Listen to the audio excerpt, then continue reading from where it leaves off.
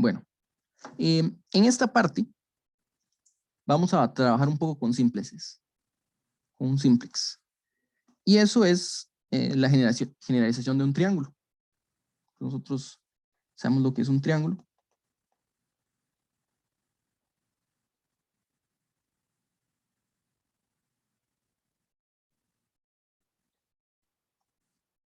Tres puntos, pero también tenemos el interior del triángulo y el borde del triángulo, son dos cosas diferentes. Y algebraicamente, un triángulo se describe como combinaciones convexas. Entonces uno tiene un punto A, un punto B y un punto C. Y el triángulo T se puede ver como el conjunto de X por B más Y por C más Z por A. Bueno, me cambié un poquito el orden. Donde X, Y y Z son positivos y su suma es 1.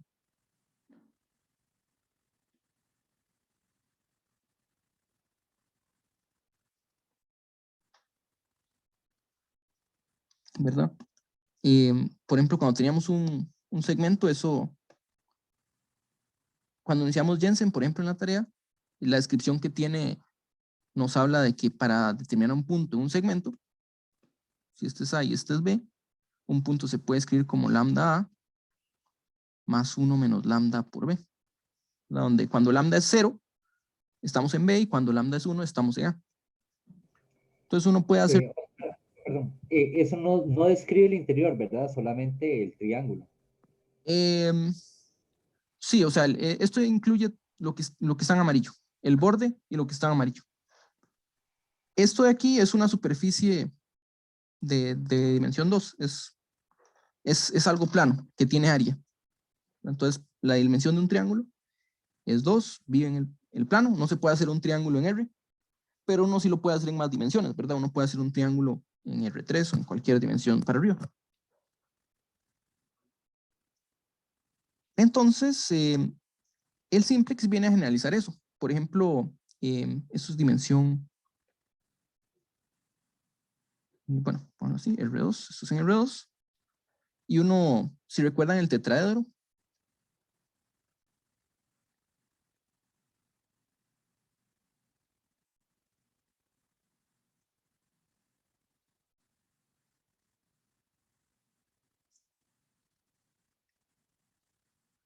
entonces, el tetraedro que vive en R3 es un objeto que tiene volumen, y volumen en 3 dimensiones. Y este se puede escribir como vértices A, B, C y D. Y el tetraedro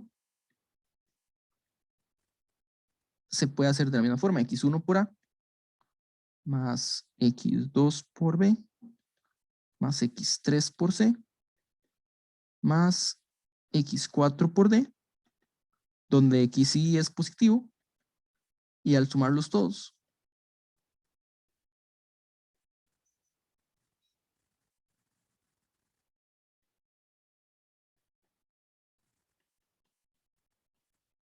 nos da lo que se llama combinación convexa.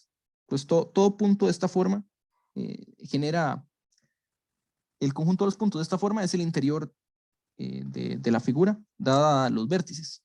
Entonces, esto es un comportamiento más general. Si uno lo cambia a estos vértices por los de un polígono, digamos un polígono convexo, la fórmula es la misma para describir el interior de un polígono.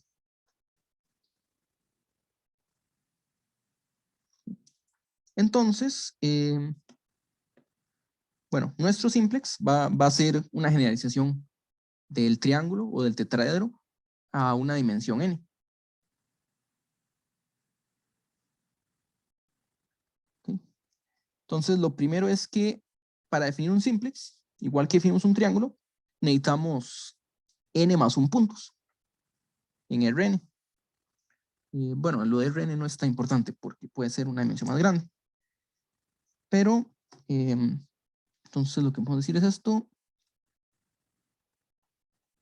Sean A1, A2, a n más 1 puntos en Rn o Rm con m mayor o igual que. Y necesitamos que cumpla, para hablar del caso no degenerado, aunque realmente uno puede definirlos sin problemas para casos degenerados. Se recuerden que para un triángulo nosotros lo pensamos 3 puntos que no están sobre una recta, pero para algunos efectos uno puede decir, bueno, 3 puntos en una recta es un triángulo degenerado.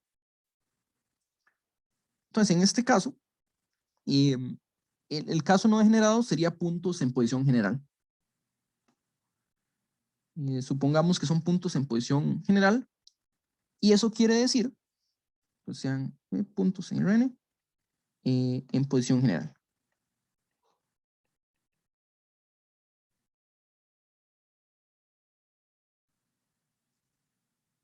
Y eso lo que quiere decir es que si tomamos n de ellos, no están contenidos en un hiperplano. Entonces, posición general, que no están, perdón, los n más 1 de ellos no están contenidos en un hiperplano. Entonces, los puntos A1, A2, hasta n más 1, no están contenidos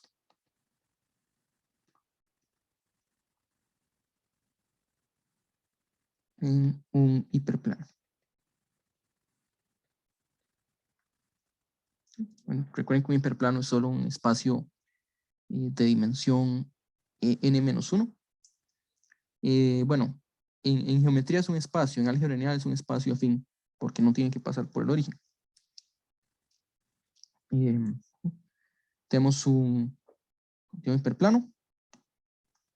Por si acaso, tal vez es bueno recordar un hiperplano. Sea el conjunto de puntos x1, x2 a 2, más xn a n igual a algún valor b.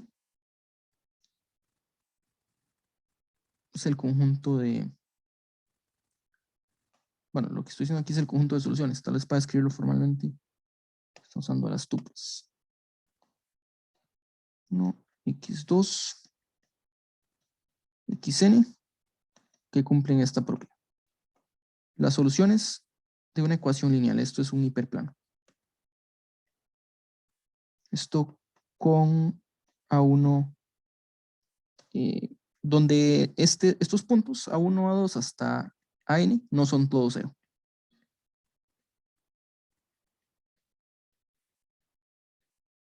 Entonces, tal vez para ir desempolvando un poco el álgebra lineal, como pronto lo vamos a ocupar, recordemos que aquí tenemos una ecuación lineal. Si no todos son cero, entonces esta ecuación tiene el rango 1. Y por lo tanto, bueno, si aquí pusiéramos un 0, la nulidad sería de dimensión n-1, que sería un hiperplano pasando por el origen.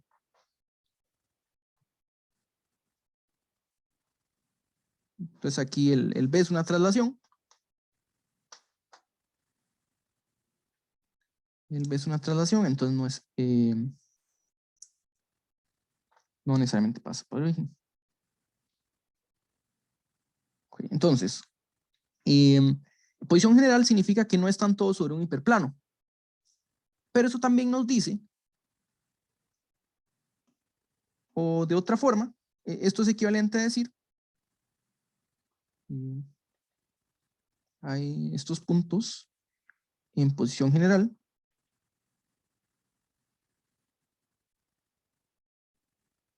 Lo que nos dice es que tome uno de estos puntos como el origen, y viendo el sistema de coordenadas de TI, el resto de vectores serían linealmente independientes. Pongámoslo así. Esto es equivalente a decir que los vectores A2 menos A1, A3 menos A1, hasta n más 1 menos A1, son linealmente independientes.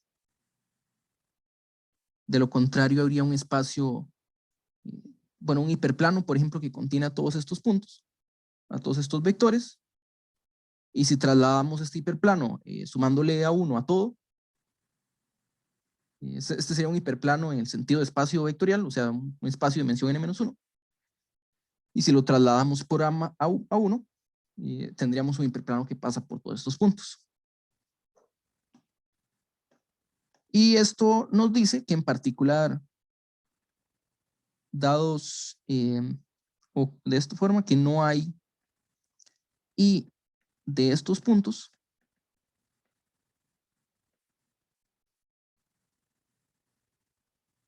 en un espacio afín, que no hay i más 1 de estos puntos en un espacio afín de dimensión i. Entonces, por ejemplo, en el tetraedro, si no es un tetraedro generado, también sabemos que no hay dos puntos, que no hay tres puntos en una recta, ¿verdad? Que el triángulo no puede ser degenerado.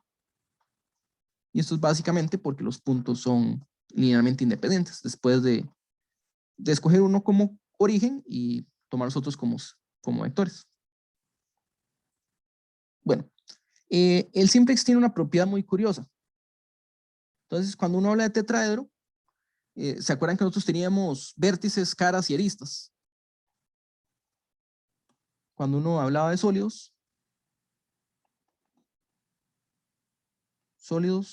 tienen vértices, que son puntos, aristas, que son segmentos, y tienen caras, que eran objetos con área. Pues aquí llamémoslo polígonos. Bueno, en general, cuando avanzamos de dimensión, pues esta terminología se iría complicando un poco más porque ya hay que hablar de objetos con dimensión 0, objetos con dimensión 1, con dimensión 2, 3 y 4. Entonces, en general, a todo espacio generado por varios de los vértices se le llama una cara con la dimensión correspondiente. Entonces, primero, tal vez una definición nos sirva aquí, que es la envolvente convexa de un conjunto V1, V2 hasta VK.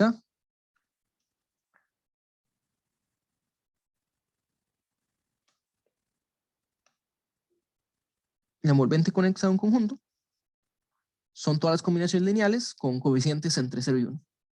Y con coeficientes que suman 1 y son positivos. Entonces, lo que definimos arriba es el conjunto de sumas de la forma xi por vi, tal que xi es mayor o igual que 0, y la suma de los xis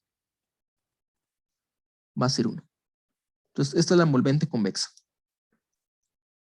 Entonces, ahora, en el simplex,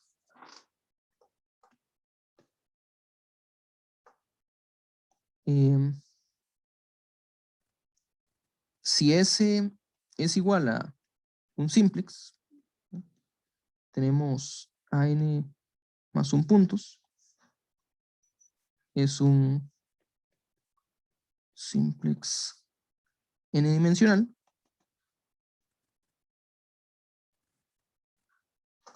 Entonces, agarre cualquier conjunto con una cantidad finita de vértices y vamos a tener de nuevo otro simplex, pero con dimensión más pequeña.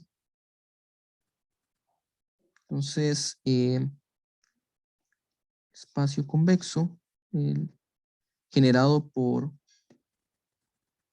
A sub I1, A sub I2, hasta A sub I K más 1. es un simplex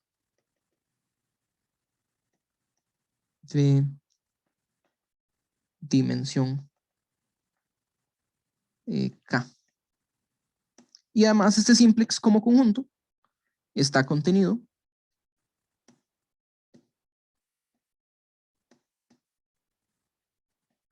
en el simplex S, ¿verdad? Porque aquí, si nosotros consideramos las combinaciones lineales, pero decimos, bueno, digamos que a sub 1 no está y a sub 3 no está, entonces ponga x1 igual a 0, ponga x3 igual a 0, y eso nos daría el convexo por los demás vértices. Entonces aquí tenemos un simplex de dimensión K, y esto lo vamos a llamar la cara, esta es una cara K-dimensional de S. Entonces, si n es igual a 0, el simplex es un solo punto. Si n es igual a 1, el simplex son dos vértices unidos por una arista. Y aquí vemos que contienen dos simplexes de dimensión 1, dos caras de dimensión 1. El caso del triángulo, bueno, lo mencionamos allá arriba. En el caso del triángulo,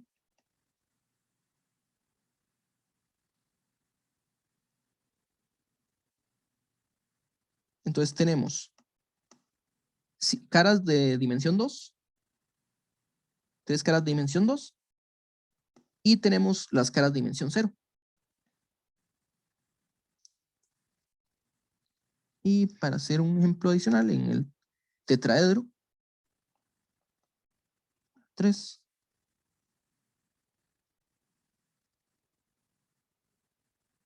vamos a intentar dibujar el frente. Este es tetraedro visto desde arriba. Tiene las caras de dimensión 0, que son los vértices. Tiene las caras de dimensión 1, que son las aristas. Y tiene los triángulos, que son caras de dimensión 2. Aquí hay uno, aquí hay otro, y bueno, el otro estaría por debajo, aquí no sé. Ok, entonces el simplex tiene esta propiedad medio recursiva, de que como subestructura contiene figuras que se parecen mucho a él, o sea, simplex, otro simplex, pero con dimensiones inferiores. Bueno, vamos a entonces ver el resultado primero sobre triángulos y luego vamos a ver cómo se generaliza para simplex en general. ¿Sí? Entonces, sea ABC un triángulo,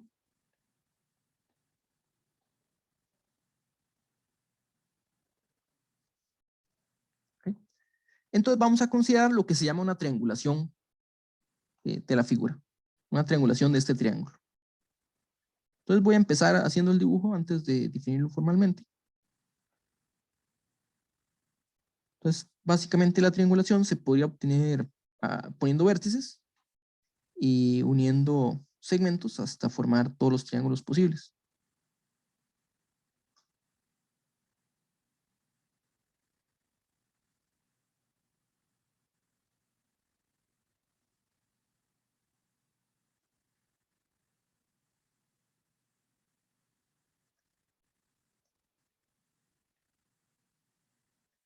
Básicamente una triangulación es algo que se ve como así.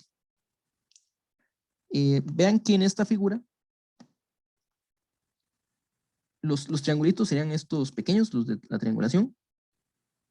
Y cuando uno agarra dos triángulos cualquiera, o son disjuntos, ¿verdad? O están muy lejos uno del otro, o van a compartir solo una arista, o van a compartir solo un vértice.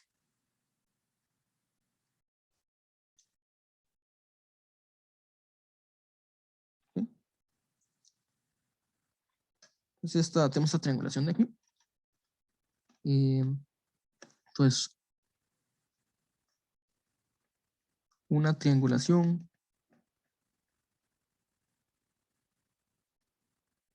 ABC es un conjunto de triángulos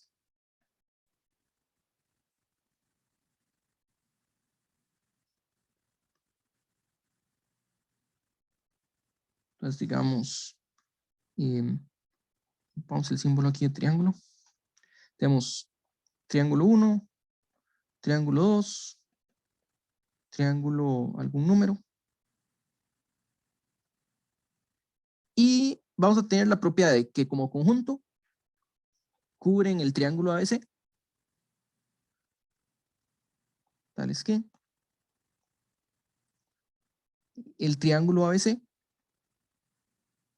bueno, sin las comas, triángulo ABC, se puede escribir como la unión de estos triángulos.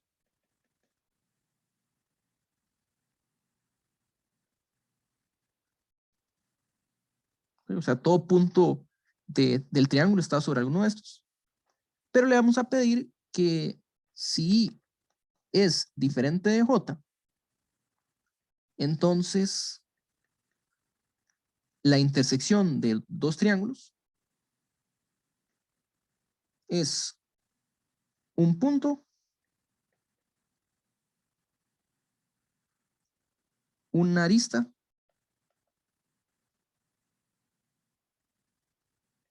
o vacío. ¿Ok? Y vean que un punto y una arista son los simplex más pequeñitos, dimensión 0 y dimensión 1. Resulta que el vacío es el simplex de dimensión -1, y aunque es un tecnicismo. ¿Sí?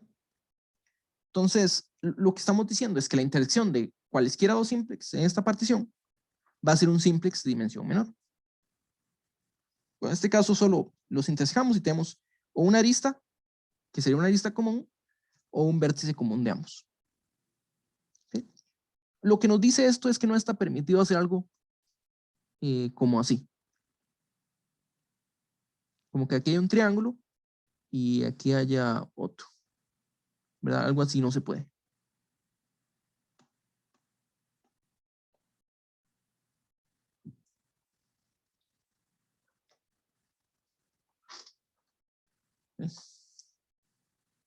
Entonces, vamos a ver un resultado que nos habla sobre coloraciones de estas triangulaciones. Entonces, un resultado que podría ser un simple juego, o se podría ver como un simple juego. Entonces,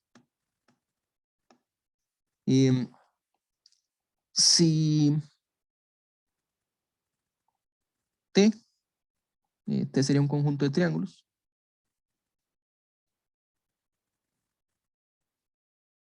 es una triangulación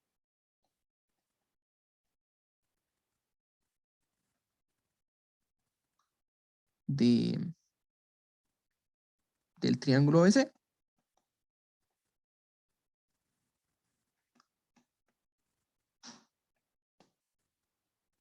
Decimos que una coloración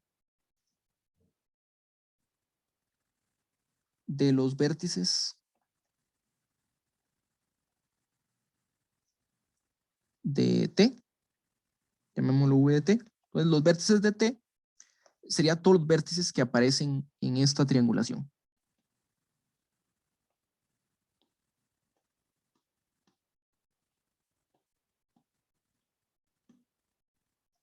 ¿Ok? Entonces, todos estos vértices los vamos a considerar en T. Básicamente vértices de algún triángulo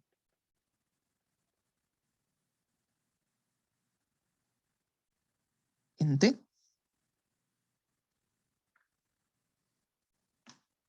Entonces digamos que tenemos C, que va de V de T a un conjunto de 3 colores.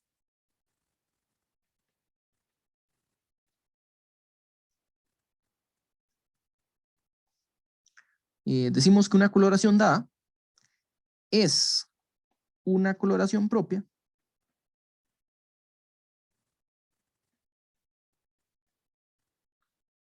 si los colores CDA, CDB, CDC son distintos. Y bueno, aquí veamos que A, B y C son vértices en esta triangulación. Entonces están ahí. Entonces los colores van a ser distintos. Y si tenemos un vértice X, está en uno de los segmentos del triángulo,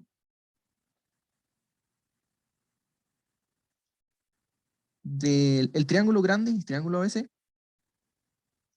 entonces el color de X es alguno de los colores de los vértices. Bueno, aquí no he dicho cuál es vértice, entonces lo pongo así. Son los colores, entonces el color de X coincide con el color del segmento. Bueno, aquí segmento estamos hablando de aristas, tal vez para que no haya confusiones con las palabras. Estamos hablando del borde, el perímetro, las aristas. Entonces el color de X coincide con el color de alguno de los vértices, alguno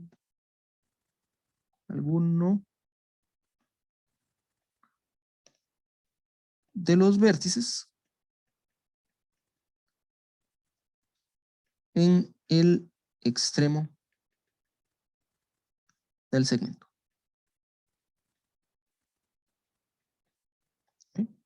Es una coloración propia. Entonces sacamos un dibujo.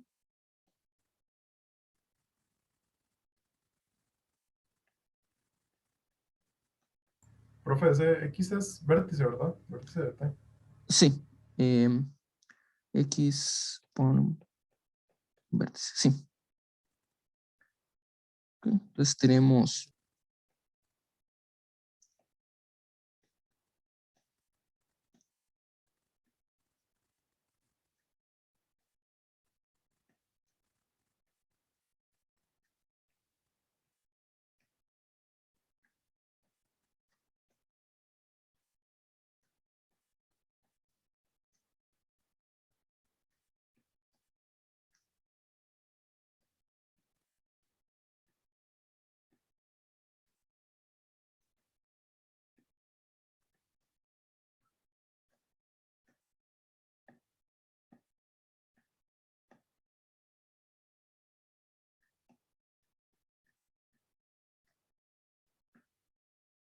okay.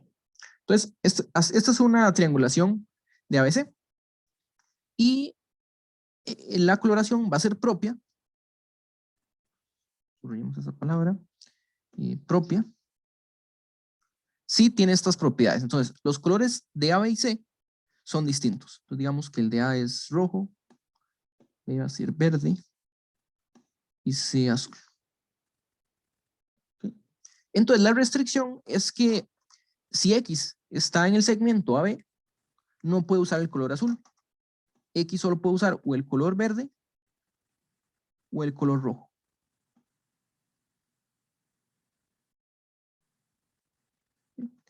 Si X está en el segmento AB, no puede usar el verde, solo puede usar color rojo o color azul.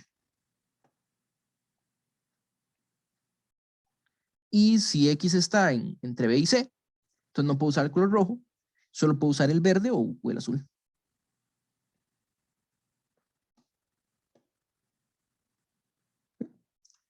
Para los demás vértices no nos dieron ninguna restricción, entonces pueden tener cualquier color.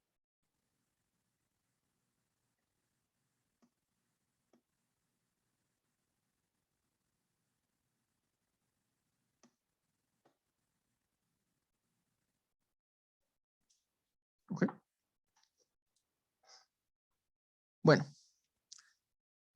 El siguiente resultado nos dice que no importa cómo se haga esta coloración y no importa cómo sea la triangulación original,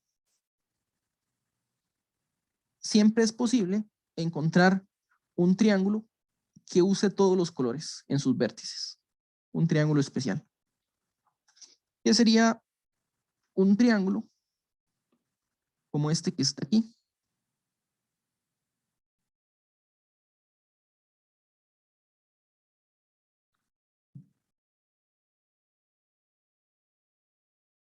Tenemos más triángulos como este, o será el único. Vamos a ver, aquí veo otro.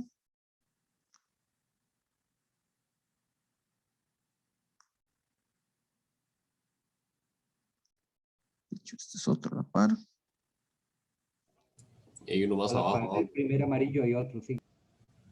A ver, uno más abajo, este. Este es uno y en la esquina, esa que mencionan.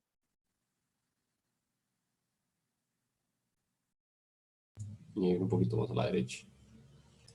Este aquí.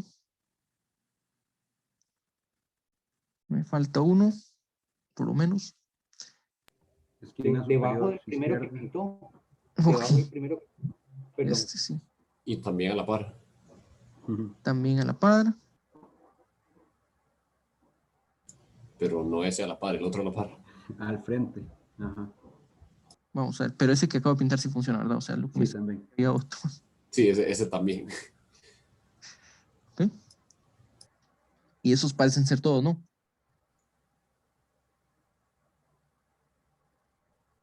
Ok. Sí. Entonces el teorema que vamos a ver aquí se llama el teorema de Sperner. Nos dice que siempre hay un triángulo con esta forma. Entonces,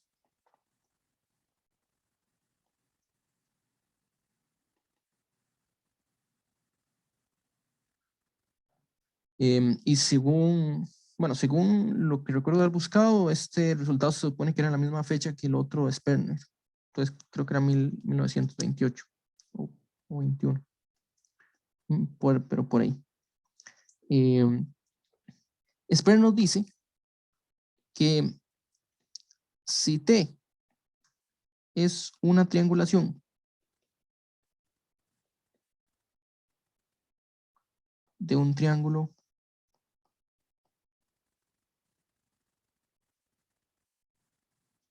vamos a ponerle solo T y C de los vértices de T en 1, 2, 3 es una coloración propia,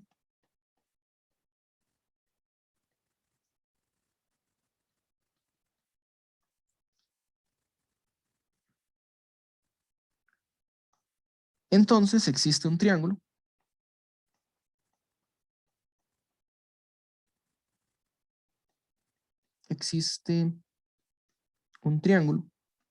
de la triangulación,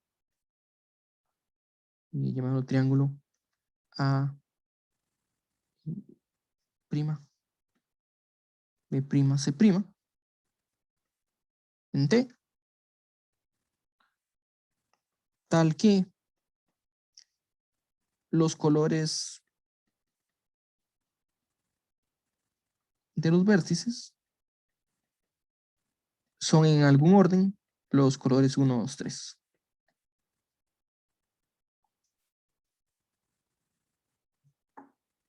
¿Ok? Bueno. Y aquí, como ustedes ven, bueno, en este dibujo particular quedaron bastantes, ¿no? 9 en total. Resulta que la forma como vamos a probar este resultado, probar que siempre hay un triángulo, lo que realmente vamos a probar es que la cantidad de triángulos con la propiedad que queremos es impar. Entonces no puede ser 0. ¿Ok? Entonces, primero que todo, un triángulo así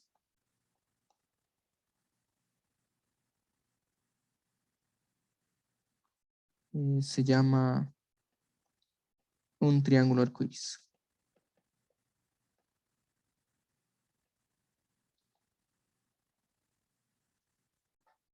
¿Ok? En coloraciones, usualmente el término arcoíris quiere decir que todos los colores son distintos. Los colores involucrados son distintos. ¿Ok? Entonces, vamos a probar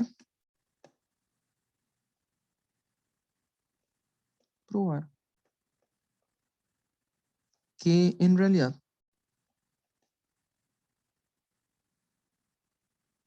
hay una cantidad impar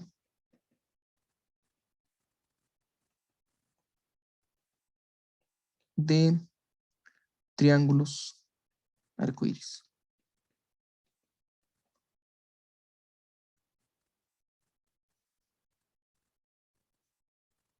¿Ok? Entonces vamos a intentar llevar un conteo de los triángulos en arcoíris, pero es un conteo que por supuesto va a ser un poco complicado. Entonces hay que contar algo un poco más simple. Y lo que vamos a hacer es considerar segmentos que usen el rojo y el verde. Entonces, vamos a contar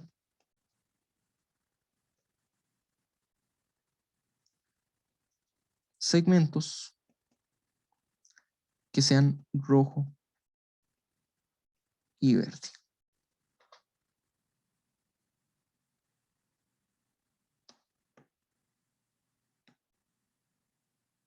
Pongámoslo así. Y vamos a contar segmentos de esta forma.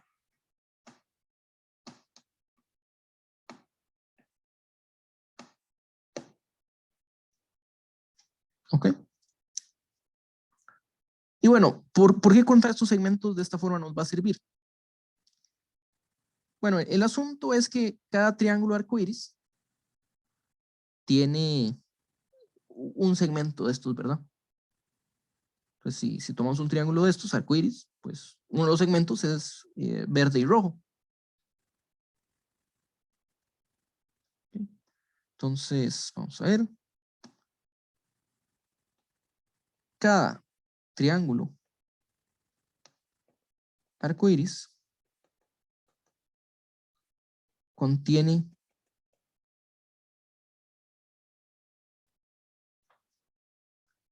exactamente un segmento. Voy a poner así, RV, para decir un segmento rojo-verde. Vamos a poner RV. ¿Okay? Cada triángulo arcoíris contiene exactamente un segmento RV. ¿Okay? Mientras que si T no es arcoíris, entonces este triángulo va a tener o 0 o 2 segmentos RV.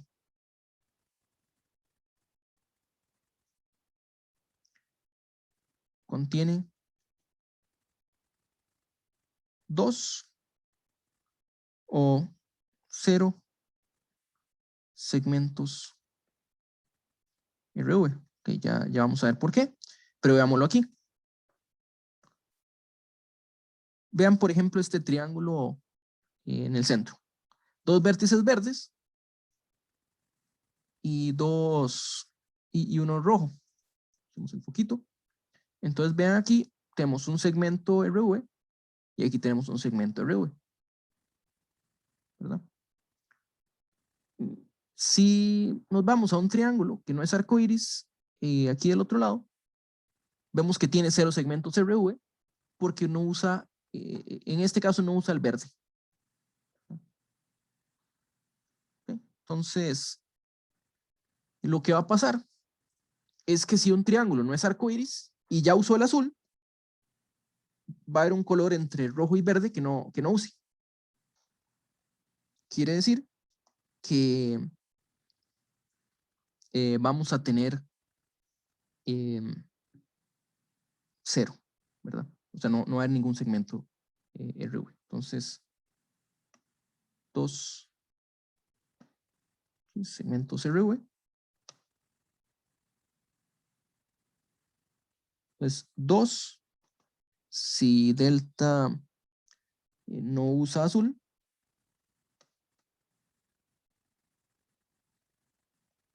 usa azul. 0, si el triángulo usa azul. ¿Ok? Entonces, definamos un momento, lo que vamos a usar, sea R, defina R, va a ser el número de triángulos arcoíris.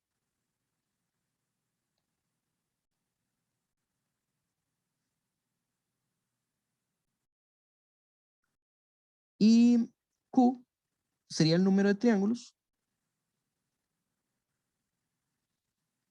que no usan azul.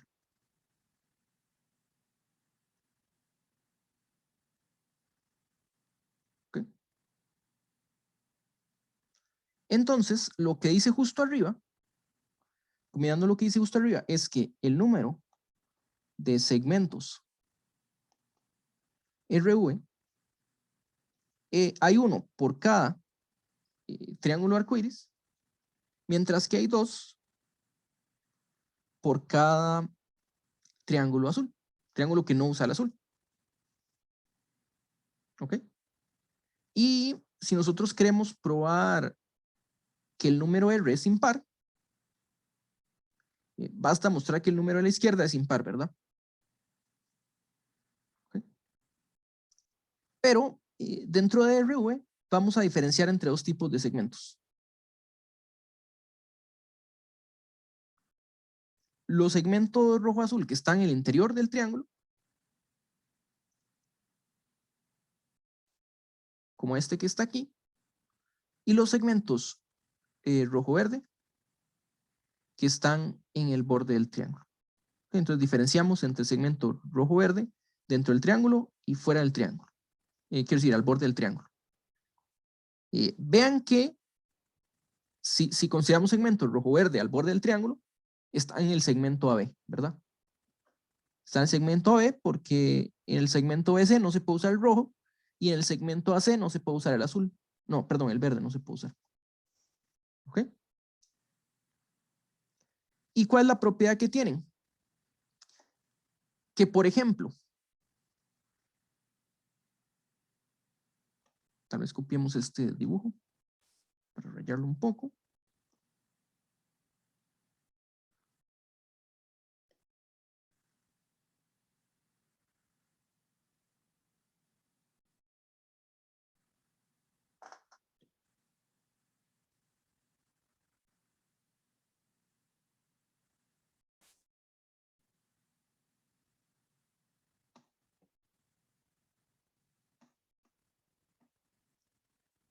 Lo que podemos notar es que en el interior de este triángulo,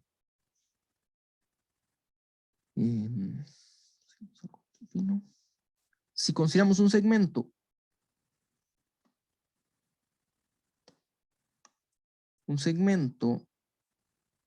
rojo-verde en el interior del triángulo,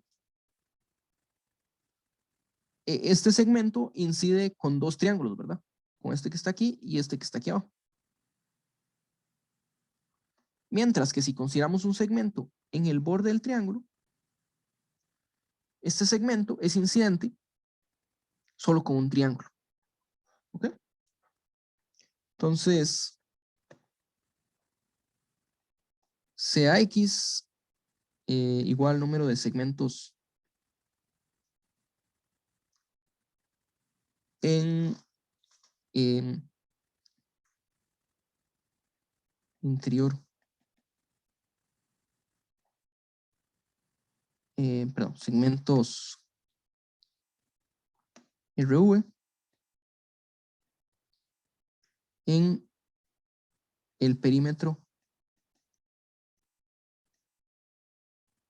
del triángulo de T.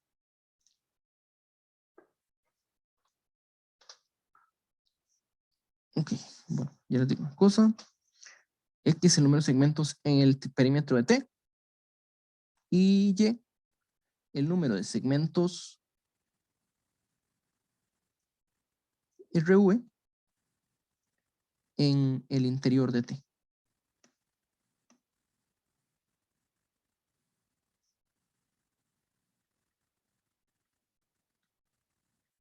De T. ¿Ok? Entonces aquí lo que dije arriba no está bien. Era una idea, pero no la dije bien. Aquí lo que dijimos arriba es que por cada triángulo arcoíris hay un segmento verde-azul. Y por cada triángulo que no usa el azul, los de Q, hay 2 segmentos. Pero esto no cuenta el número de segmentos RV, sino que, eh, esto supera el número de segmentos en RV, porque hay segmentos que contamos 2 veces, ¿verdad? Eso es justamente lo que íbamos a llegar aquí abajo. Lo que estamos diciendo aquí abajo es que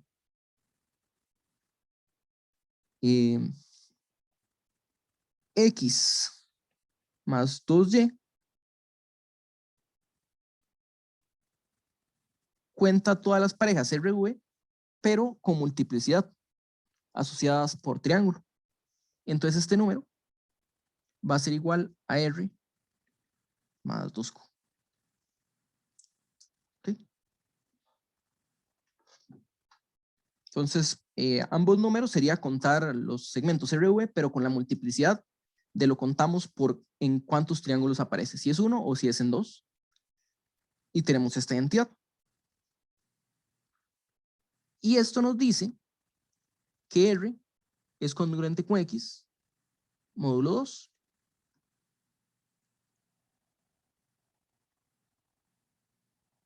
¿Ok? Entonces, si X es impar, R también es impar. Y veamos una cosa, ¿cuántos segmentos rojo-azul hay aquí? Bueno, en este dibujo. Aquí tenemos 1, 2, 3, y el anterior 4 y 5, que es un número impar, ¿verdad? Entonces, en este ejemplo sí. En este ejemplo sí se da. Pero ¿qué pasa en general? Bueno, vean que un segmento rojo-azul, aquí empezamos en verde. Perdón, no rojo-azul, rojo-verde. Vean que aquí empezamos en verde y aquí terminamos en rojo, ¿verdad? Entonces, lo que tenemos aquí es un segmento donde vamos avanzando los vértices del segmento y si el color del nuevo vértice es igual al anterior, no hay ningún segmento. Mientras que si el color del nuevo vértice cambia, es diferente, tenemos un segmento rojo-verde, ¿verdad? Entonces, básicamente, X sería el número de cambios que ocurren en este segmento. ¿Ok? Entonces, si X0 igual a B, X1, X2, hasta XT, digamos A, si estos son los vértices de T en el segmento AB,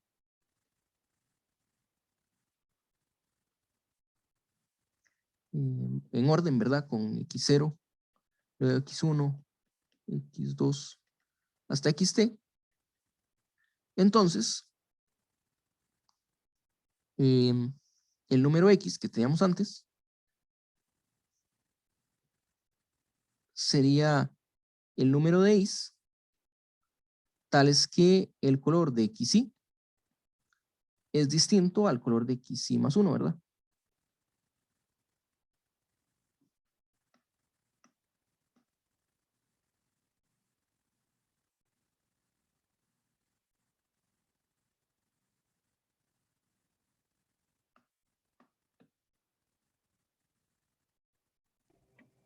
Y ya luego, eso es una invariante porque si usted cambia de color un vértice, eso queda igual, porque cambia uno o cambia el otro.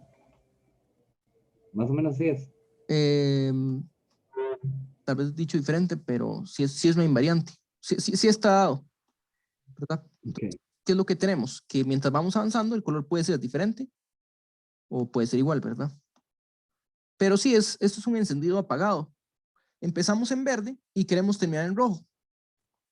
¿Cuántos cambios hay que hacer para empezar en verde y terminar en rojo?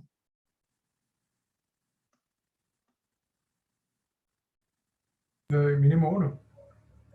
Mínimo uno sí, ¿verdad? Hay que hacer un cambio. Un número impar. Una cantidad que impar. es, Exacto. que es un número impar, sí.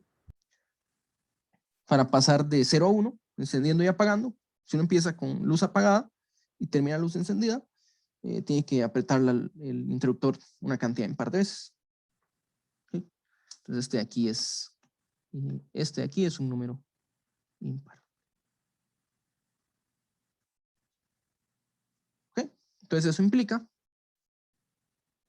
que R, que es congruente con X, es impar.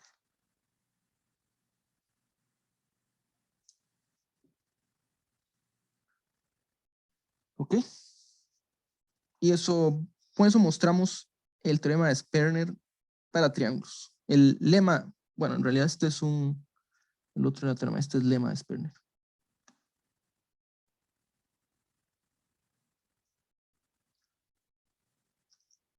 ¿Ok? Entonces vamos a hacer un receso, unos 10 minutos. Vamos a hablar del caso general y luego, bueno, este es un lema. Entonces, ¿qué hacemos con este lema? Entonces regresamos en 10 minutos, que sería 6:15.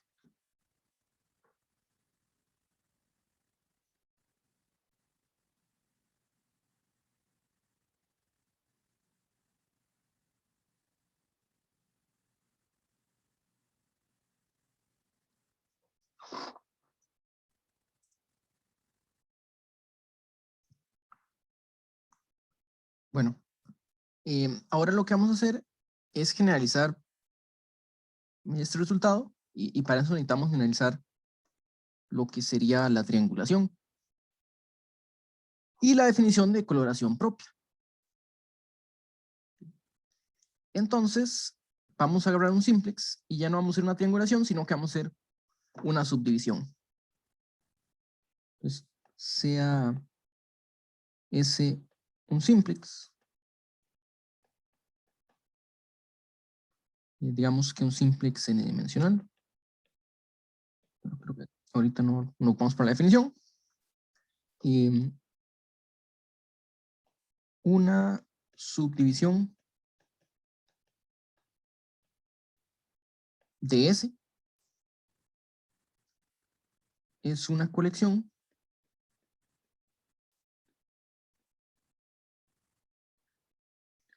de simpleces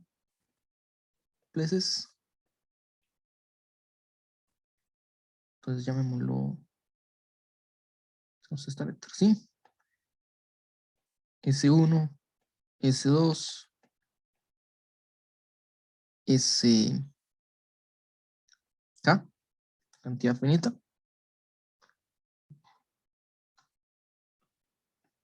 Tal que, igual que antes, el simplex como conjunto, o sea, incluyendo el interior, es igual a la unión de todos estos simplexes.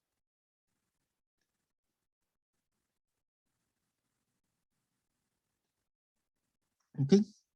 Y si I es distinto de J,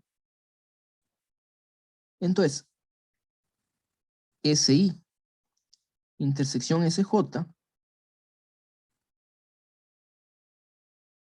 es una cara de SI y SJ. Una cara posiblemente vacía.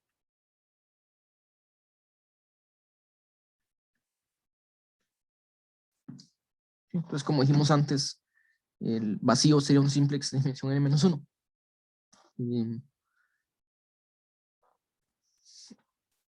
Y aquí, a la hora de intersecarlos, Antes habíamos dicho, bueno, intersecamos dos triángulos, tenemos un segmento o tenemos un vértice, que es la cara de dimensión 1 o la cara de dimensión 0, o son vacíos, la intersección es vacía.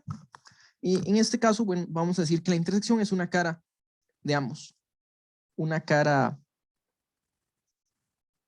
y pongámosle con dimensión, no hace falta, o sea, a menos de que se repitan simples, pero no tendría sentido, o sea, que sea exactamente el mismo, pero pongámosle una cara con dimensión menor a n. Bueno, aquí me falta una cosa, y es que son simplices n-dimensionales. La subdivisión va a tener la misma... Los simplices de la subdivisión van a tener la misma dimensión que el simplice original. El simplice original. ¿Ok? Y igual que antes, podemos definir lo que es una coloración propia. Si tenemos una coloración de los vértices de la partición en n+1, decimos que C es una coloración propia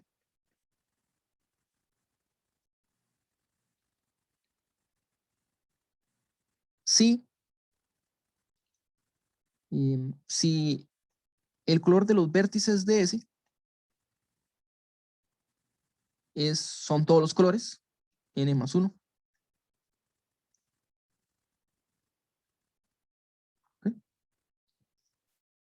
Como son n+1 vértices, eso nos dice que todos los colores son distintos, ¿verdad? Los colores de los vértices de S son distintos.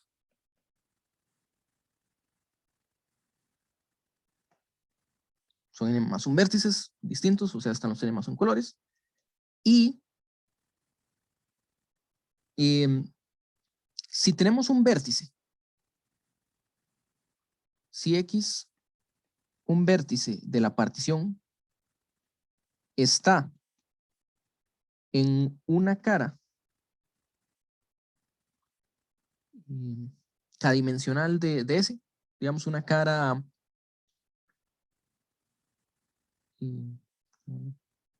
C, cara cadimensional,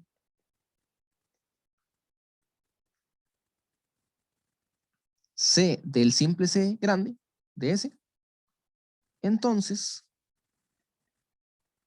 el color de X tiene que coincidir con alguno de los colores de los vértices que definen la cara.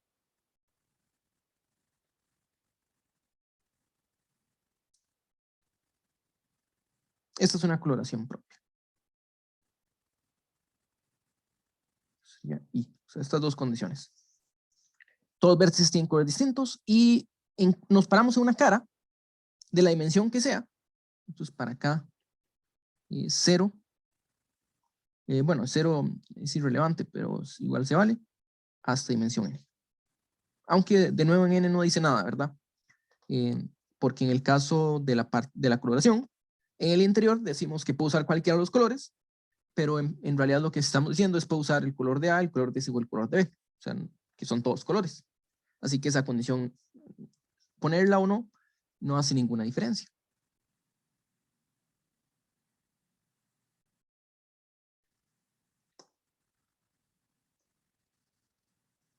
Entonces esto va a ser la coloración propia. Y Sperner nos va a decir que hay un triángulo, perdón, un simplex arcoíris. ¿Okay? Y aquí hacer un dibujo tal vez no nos ayude mucho, pero puedo intentar hacer un tetraedro.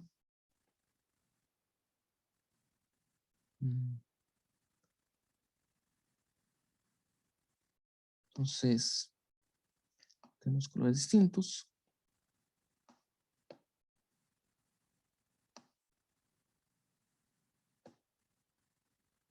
Y entonces lo que dice es que en el segmento que une el rojo y el azul, solo podemos usar rojo o azul.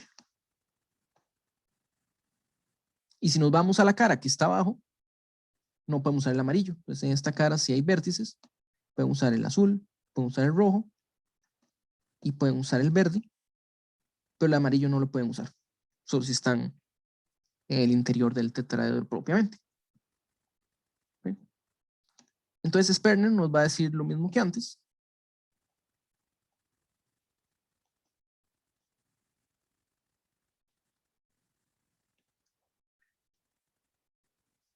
Toda coloración propia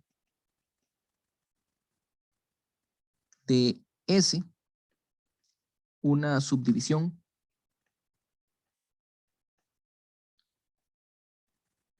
de S, un simplex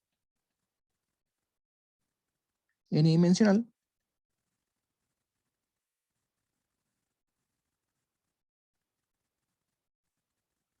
contiene un simplex arcoíris.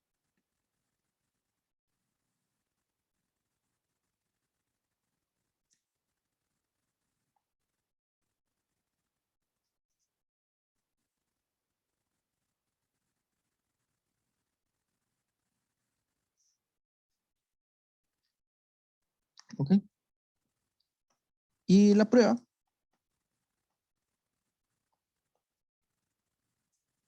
va a ser parecido a lo que hicimos antes. Lo que vamos a hacer es usar inducción, primero que todo, y vamos a mostrar por inducción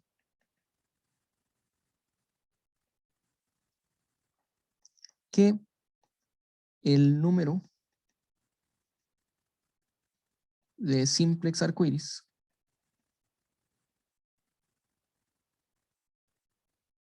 es impar. ¿Ok? Bueno, aquí n puede ser incluso 0. 0 sería colorear solo un vértice y una subdivisión no dice nada. No hay vértices. O sea, solo el vértice que define el simplex. Dimensión 2, no, n igual a 1, dimensión 1 es el segmento, que es lo que dijimos aquí. N igual a 2 es el triángulo, que es lo que acabamos de hacer. Entonces lo vamos a hacer de forma general. Pues sea... Okay, entonces, primero que todo, sean A1, A2, hasta AN más 1, los vértices de S. ¿Okay? Sin pérdida de generalidad, digamos que el color de A sub I es igual a I. ¿Verdad? ¿Por qué no? ¿Okay? Entonces, igual que antes, sea R igual al número de simplex arcoíris, que es el número que queremos encontrar. Y vamos a tomar Q como el número de simplex que no usan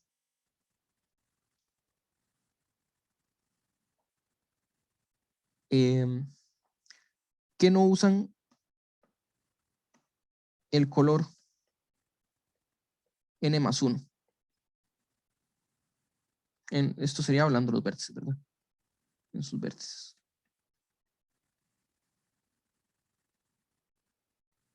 ¿Ok? Entonces, antes trabajamos triángulos y luego hablamos de segmentos rojo-verde.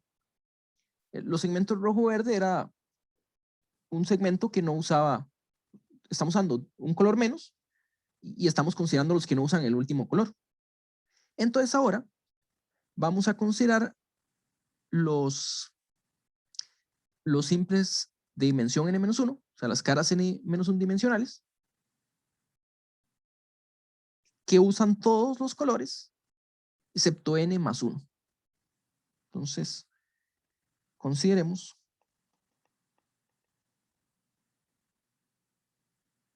las caras n-1 dimensionales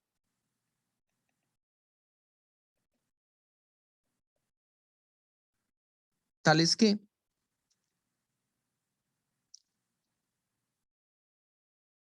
sus vértices utilizan los colores 1, 2, hasta n. ¿Ok? Entonces, pasamos a dimensión n-1 y nos fijamos, por ejemplo, en el caso del tetradero, cuántos triángulos hay que usen los colores 1, 2, 3. Y vamos a separarlo en dos casos. Entonces, vamos a tomar X.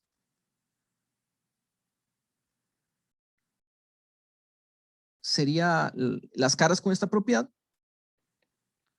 Las caras con esta propiedad en el borde del simplex. ¿Sí? Las caras con esta propiedad en la frontera de S, y Y sería las caras con esta propiedad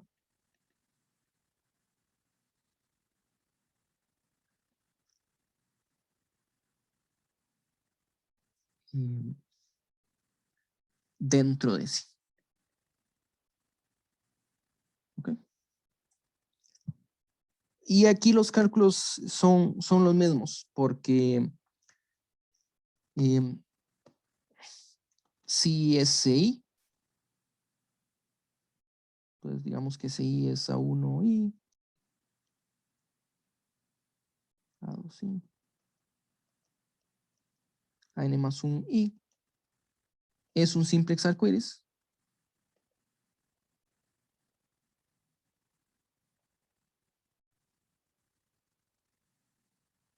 Entonces, SI contiene exactamente dos caras, perdón, contiene exactamente una cara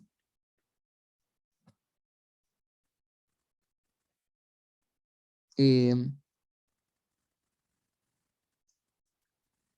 utiliza los colores desde 1 hasta n. ¿Okay? Mientras que si tenemos un simplex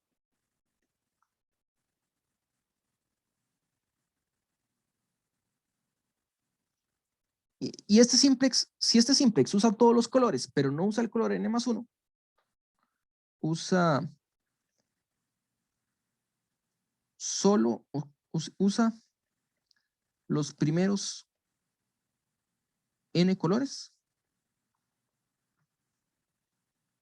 pero no n más 1. Entonces, ese J contiene dos caras que utilizan los primeros n colores.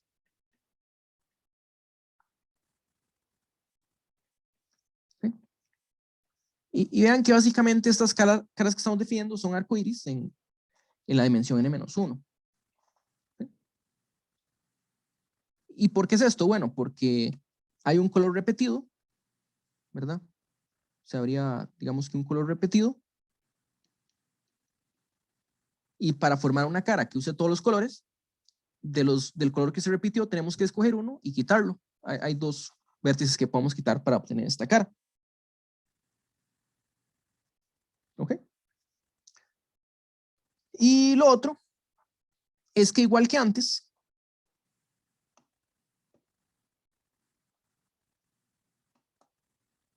Las caras en la frontera de S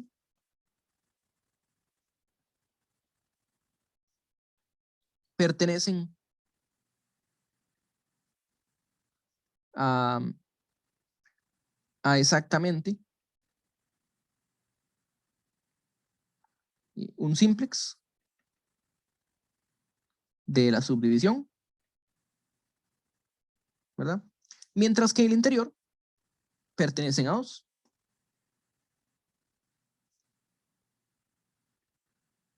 Mientras que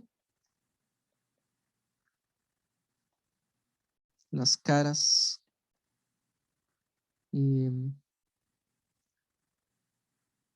bueno, aquí estamos usando caras n-1 dimensionales. Las caras n-1 dimensionales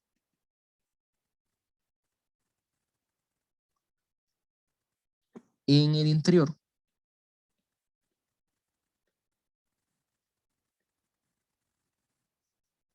pertenecen a 2 simplex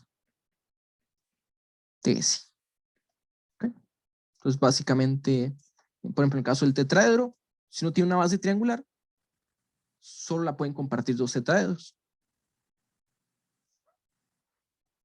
¿Okay? Entonces, esto implica, igual que antes, que X más 2Y, estamos contando estas caras con multiplicidad, es lo mismo que R más 2Q, que esto implica que R es congruente con X, módulo 2. Pero ¿qué es X? Vean que si nosotros restringimos la atención a la cara de los vértices desde 1 hasta N, a 1 hasta N, es una coloración propia de un simplex de dimensión N, N-1. ¿Okay? Entonces aquí, X es impar por inducción. ¿Okay? ¿Cuál es el asunto? Los vértices de caras n-1 dimensionales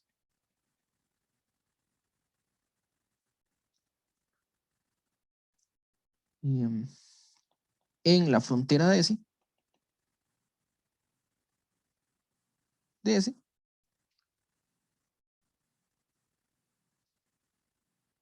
deben estar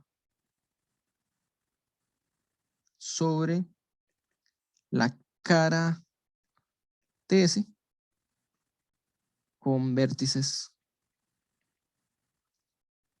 A1, A2 hasta AN. Esto es un simplex N-1 dimensional. Y la coloración es propia en esa restricción.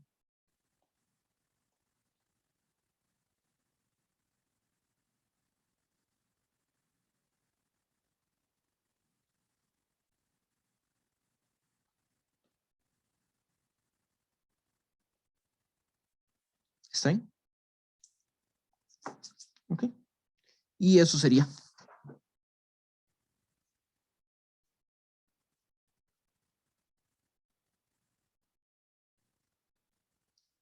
¿Alguna pregunta aquí?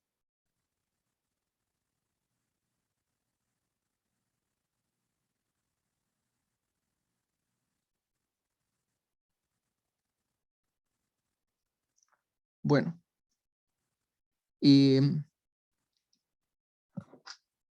Dijimos que este era un lema de Sperner.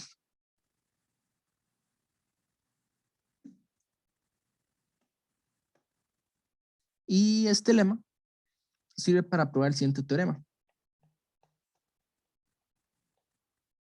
Que es un teorema del punto fijo de Brouwer. ¿Okay? Y lo que dice es que si Bn, si Bn es la bola n-dimensional, entonces este sería el conjunto de puntos x1, x2, xn, tales que x1 cuadrado más x2 cuadrado, xn a la 2 es menor o igual que 1. O sea, este es un círculo o una esfera, la generalización. Bueno, aquí está con radio 1 y centrado en el origen, pero como ustedes saben, es la misma cosa si uno lo estira o lo encoge o lo traslada. Pero que si si consideramos la bola y tenemos una función que va de la bola en la bola, es una función continua. Entonces, f tiene un punto fijo. Entonces, existe x en Bn tal que f de x es igual a x.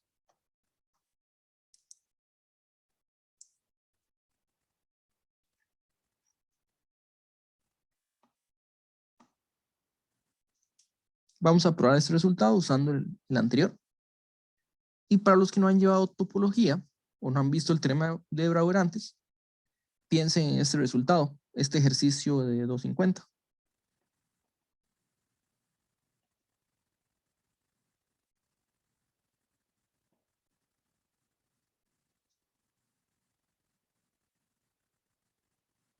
Si tenemos una función de un intervalo en sí mismo, entonces existe un valor que queda fijo.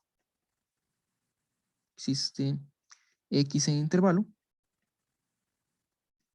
tal que f de x es igual a x. Porque en R las bolas son los intervalos. Intervalos cerrados. Bueno, esta es la bola cerrada. ¿Verdad? Piensen, por ejemplo, si el radio es 1, esta definición de bola nos daría el intervalo que va de menos 1 a 1. Pero como les decía antes, no importa cómo lo pongamos, se puede estirar, encoger y mover. El resultado va a seguir siendo cierto. ¿Okay? Entonces, vamos a mostrar este resultado. Pero por simplicidad voy a mostrar solo el resultado en el plano. Pero la prueba es la misma. La prueba va a ser la misma. Y aquí vamos a usar un pequeño detalle de topología que no voy a justificar, pero es lo siguiente. Bn es topológicamente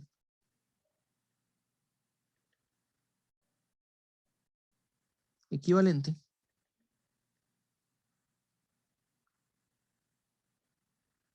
a un simplex n-dimensional.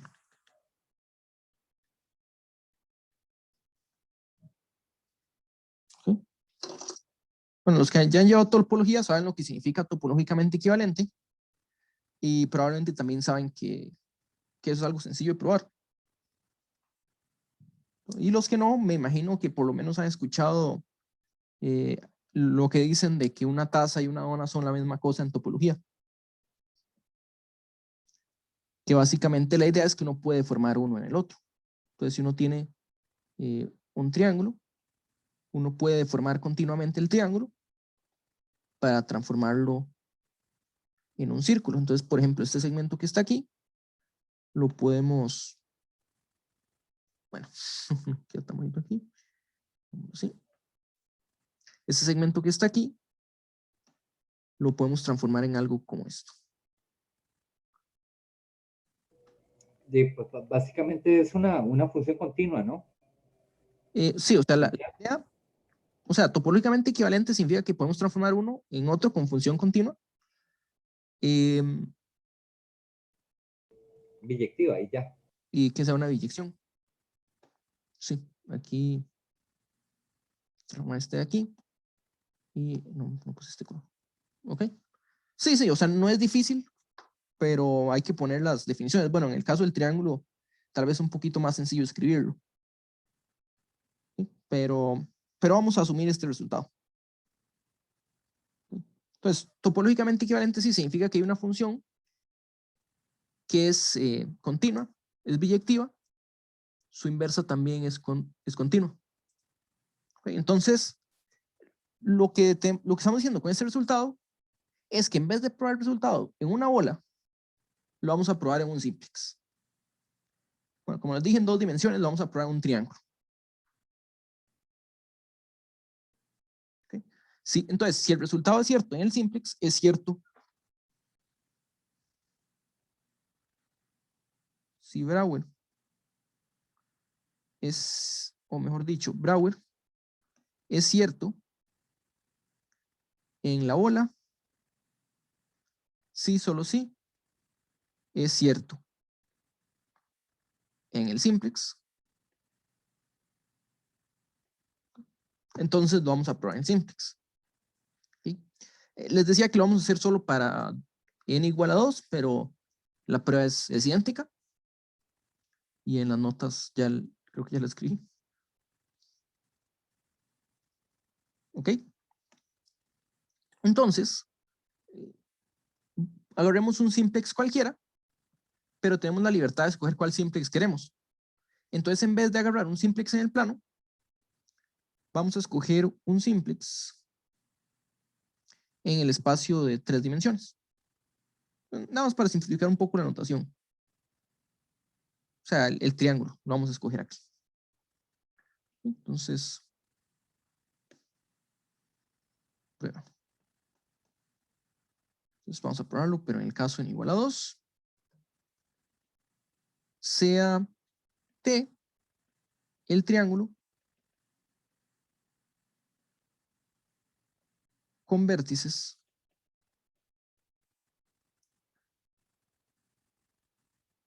V1 igual 1, 0, 0, V2 igual 0, 1, 0 y V3 igual 0, 0, 1. Entonces el triángulo lo vamos a tomar en R3 con estos vértices para simplificar un poco la notación. Si ustedes lo ven aquí, este triángulo básicamente es la intersección de un plano con el octante positivo. T básicamente es el conjunto de puntos X, Y, Z, tales que X, Y, Z son positivos y X más Y más Z es igual a 1. ¿Okay?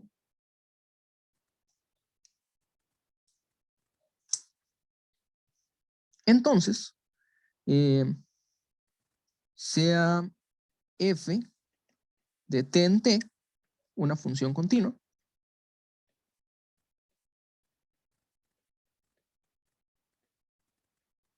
¿okay? Y supongamos que f de x es distinto a x para todo x en t. Okay. Bueno, aquí como estamos usando varios x, pongámosle esta cosita arriba para decir que es un vector. Supongamos que no hay puntos fijos. Entonces, vamos a tomar una triangulación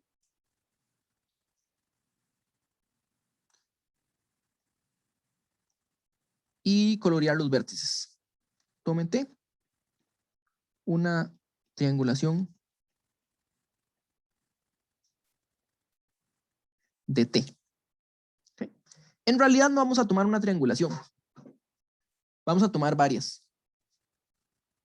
Vamos a tomar una sucesión de triangulaciones. pero entonces vamos a trabajar una específica de momento.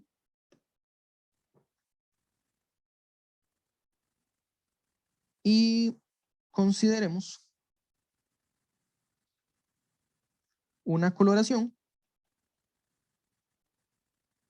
que va de los vértices de T en 1, 2, 3. Y lo que vamos a hacer es que a un vértice le vamos a asignar un color donde alguna coordenada haya disminuido. ¿Okay? Entonces, si X, bueno, aquí me sirve escribirlo como X1, X2, X3, es tal que f de X sea, digamos, Y1, Y2, Y3, vamos a tomar el color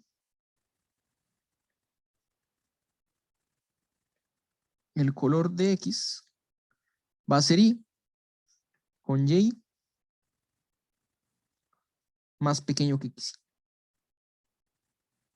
Entonces, aquí entra en juego cómo escogimos los vértices para simplificar un poco esta notación. Y es que vean que sabemos que X1 más X2 más X3 es igual a 1, que es igual a Y1 más Y2 más Y3, ¿verdad? ¿Okay? Entonces, si Y fuera mayor o igual que XY, para igual 1, 2 y 3, lo que sabríamos es que la suma está por encima de la suma de los XY, y la igualdad solo es posible si hay igualdad aquí arriba, ¿verdad? La igualdad implicaría igualdad arriba. ¿Sí? Con igualdad, sí, solo sí, Y igual a XY para todo Y. ¿Verdad? Entonces, como los números suman lo mismo, si nosotros asumimos que esto no pasa, ¿verdad? Porque estamos asumiendo por contradicción que esto no puede pasar, tenemos que concluir que existe por lo menos un índice con esta propiedad. Como Y1, Y2, Y3 es distinto de X1, X2, X3, entonces existe el Y tal que Y es más pequeño que XY. ¿Ok? Y puede haber varios XY, puede haber varios Y, pero tomamos solo uno. Eso no es un problema. ¿Ok? Entonces vean, por ejemplo, que el color de VI es Y, ¿verdad? Porque VI tiene, bueno, en este caso solo, hagamos por ejemplo V1, 1, 0, 0. Y es claro que si f de V1 es, bueno, por ejemplo, Y1, Y2, Y3, bueno, es claro que Y2 y Y3 son mayores o iguales que 0, ¿verdad? Que son las otras coordenadas. Entonces solo se le puede asignar el color 1. Y lo mismo con V2 y V3. ¿Ok? Pero si nosotros escogemos una cara de este tetraedro, por ejemplo, el segmento que une V1 con V2, sería un conjunto de puntos de la forma X, 1 menos X, 0, ¿verdad? Entonces, igual que antes, esta coordenada que está aquí, esta coordenada no puede disminuir. Entonces, si tenemos un punto, si tenemos un X en este conjunto, nosotros sabemos que la coordenada 3 siempre va a estar por encima de 0. Entonces no puede tener el color 3 asignado. Es decir, C es una coloración propia. C es una coloración propia.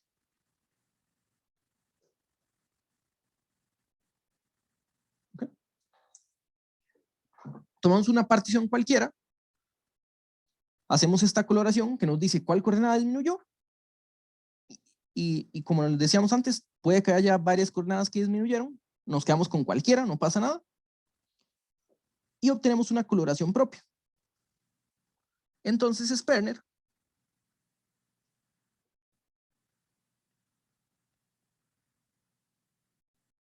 tenemos triángulo arcoíris. ¿Ok? Bueno, es una parte. Pero en vez de tomar una triangulación, vamos a tomar varias. Entonces, apliquemos lo mismo. Sean T1, T2, y así sucesivamente. Una sucesión de triangulaciones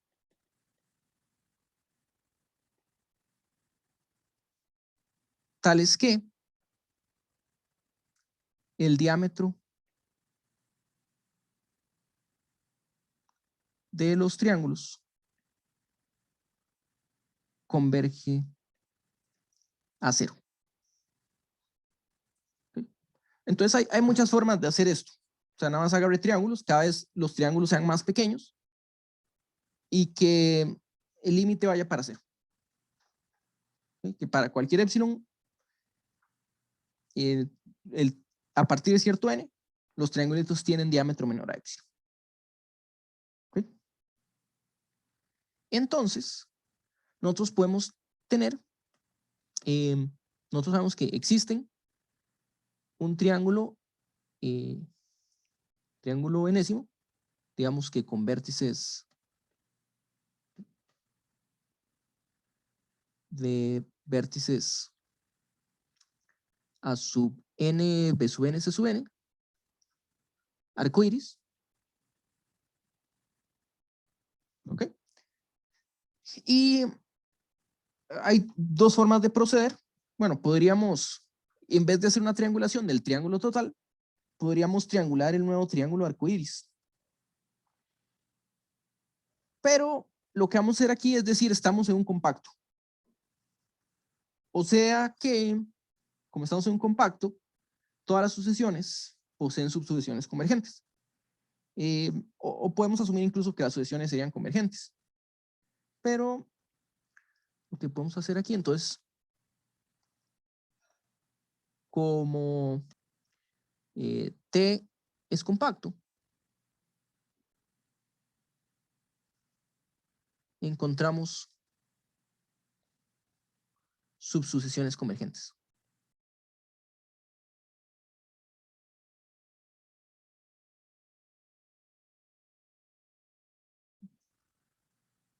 Entonces el conjunto es cerrado, es acotado, estamos en Rn, entonces es compacto, así que tenemos A sub nk converge a, B sub nk converge a B,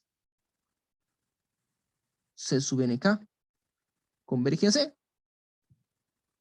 pero recordemos que el diámetro de los triángulos iba para cero. Quiere decir que los puntos A sub nk, B sub nk y C sub nk están arbitrariamente cerca. O sea que sus límites son el mismo.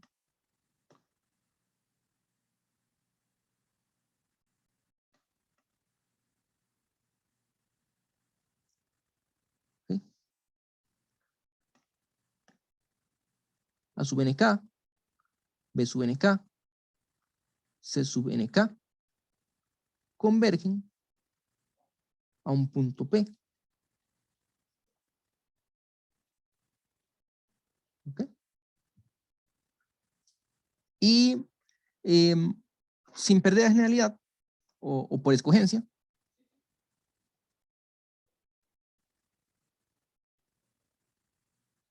supongamos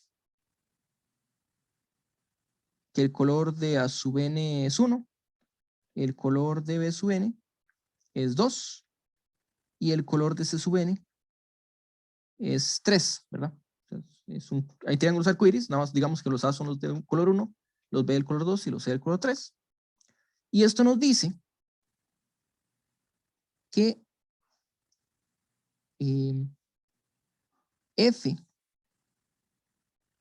que la primera entrada de F de A sub n es más pequeño que la primera entrada de A sub n. Y al tomar límites, esto nos dice que la primera entrada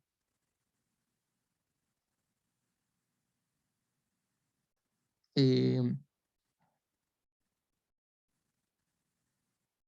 P sub 1, de F de P sub 1, es menor o igual que P sub 1.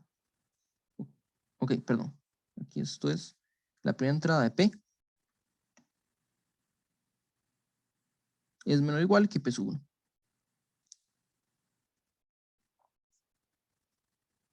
Ok, entonces tenemos una sucesión que converge a P, pero nos fijamos en la primera coordenada. La primera coordenada de la función converge a P. Y nosotros sabemos que el límite, que tomando la imagen del límite de una sucesión, obtenemos la imagen de su límite bajo continuidad. Y si repetimos el proceso, también tenemos que la coordenada 2 es menor o igual a la P2 y la coordenada 3 es menor o igual a P3. Y todo esto junto, como los dos puntos están en el simplex, implica que P es igual a F de P. O sea, todo esto junto implica que la coordenada yésima tiene que ser P, por lo que dijimos antes. La única forma de que estén por encima y que sumen 1 es que haya igualdad aquí. Lo cual, por la forma que escribimos el resultado, terminaría en contradicción. ¿Okay? Y la contradicción se dio porque asumimos desde el inicio que f de x, aquí, supusimos que f de x era, bueno, aquí lo escribimos para la triangulación. No, sí, para todo punto del triángulo. Asumimos que f de x era distinto a x y por eso se dio la contradicción.